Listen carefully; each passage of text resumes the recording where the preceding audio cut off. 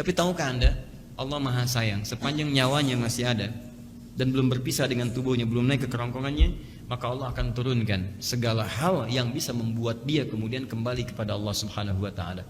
Maka sifat itu disebut dengan rahmat namanya. Turun Quran surah 39 ayat 53. Qul ya ibadiyalladzina asrafu ala anfusihim. Katakan Muhammad kepada hamba-hambaku yang pernah israf dalam berbuat dosa, la taqnatu min rahmatillah. Jangan putus asa dari rahmat Allah. Nah, bagaimana cara Allah menanamkan rahmat itu? Banyak nilainya. Maaf ya, maaf sebesar-besarnya. Mata sudah nggak bisa melihat yang baik lagi, telinga sudah nggak dengar lagi, hati sudah mulai tertutup pelan-pelan. Tapi kadang-kadang Allah turunkan musibah besar untuk menghancurkan semuanya itu. Dus, tiba-tiba ada kejadian terjadi. Misal saudara terdekatnya dibuat sakit duluan, sakitnya membuat dia kemudian ekstra untuk melihat. Tiba-tiba ketika sakit dia sholat, terus melihat, ya Allah, dia sakit lumpuh masih sholat. Masa saya yang sehat banyak berbuat maksiat? Dia disentuh. Masuklah pertama cahaya dalam jiwanya. Cuman cahaya itu mau diambil atau enggak? Makanya ketika Anda, ini pasti saya katakan pada Anda berbuat seburuk apapun dalam kehidupan, akan muncul cahaya dalam diri kita yang bisa menerangi dalam kalbu kita, asal mau diambil atau enggak sinyal-sinyal itu. Muncullah rumus di Quran surah ke-29 ayat ke-69. Walladzina jahadu fina lanahdiyannahum subulana. Baik, orang-orang yang merespon petunjuk-petunjuk kami, segera dia ambil petunjuk itu, maka kami akan tunjukkan jalan kembali kepada kami. Nah, teman-teman sekalian, kadang-kadang masuk di lisan, kadang-kadang sedang sendirian merenung begini. Saya udah bantai 100 orang nih. Waduh, mau sampai kapan lagi saya ngebantai? Udah nggak ada saingan nih. Wah, ada nggak caranya saya kemudian untuk bertobat? Tis keluar.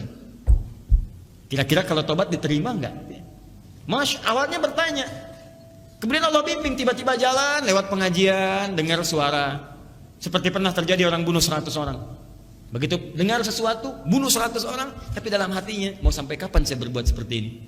Iseng-iseng aja, nanya Ustadz, iseng-iseng nanya. Didorong, dibawa itu, diikuti petunjuk itu. Begitu diikuti datang. Ya Syekh, mungkin nggak saya diterima oleh Allah? Terus siapa? Allah pun sangat mungkin menerima apapun. Kamu itu bukan nggak baik. Kamu itu bisa jadi baik, cuman tinggal di lingkungan yang tidak baik sehingga membuat kamu jadi seperti ini. Ayo pindah tempat ke sana. Isi dengan istighfar pada Allah. Isi untuk kembali. Ayo kembali kepada Allah. Nah, ketika Anda ada di sudut sesuatu yang kurang baik, Anda kemudian memilih untuk kembali sesuatu yang kembali kepada track yang benar. Dalam bahasa Arab disebut dengan tabayatubu taubah. Kalau dikuatkan terus, saya harus balik, maka bentuknya berubah jadi superlatif. Tawab namanya, tawabun. Saya pernah bohong, saya ingin jujur, saya ingin baik, saya ingin tawadu, saya ingin segalanya. Maka dimunculkan, saya harus balik, kembali ke jalan taubat. Terus-terusan disebut dengan tawab. Muncullah Quran surah keempat, An-Nisa ayat 17-18 itu. 17 itu saya bacakan, innamat taubatu 'alallahi lilladzina ya'maluna su'a bijahalah. Lihat di sini, tadi nafsu mengeluarkan apa? Masih ingat? Nafsu mengeluarkan apa? Memerintahkan perbuatan apa? Buruk. Bahasa Qurannya apa? Inna nafsa la ammaratun bisu. Quran surah 12 ayat 53. Ketika Anda ingin kembali meninggalkan yang su kepada yang baik, maka diberi jalan namanya taubat. Maka dikumpulkanlah kalimat taubat dengan su di Quran surah 14, surah 4 ayat ke-17.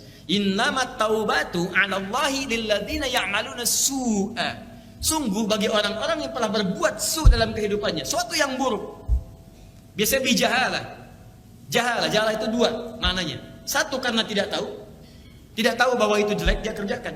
Ada yang tidak tahu, disuruh orang, ayo ambil aja itu. Dia nggak tahu apa yang mau dikerjakan, tiba-tiba buruk karena kurangnya pengetahuan. Baik dikerjain oleh orang lain. Ada yang kedua, sudah tahu jelek, dikerjakan juga, itu yang banyak. Sudah tahu bohong salah, bohong juga. Sudah tahu gosip itu berdosa, gosip juga. Sudah tahu salah, dikerjakan, itu jahalah. Es batu ditiupin, itu yang paling bahaya. Ya. Di teman-teman sekalian, sudah tahu salah, dikerjain juga. Sudah tahu dingin, ada asapnya, ditiupin juga misal. Nah itu dikerjain.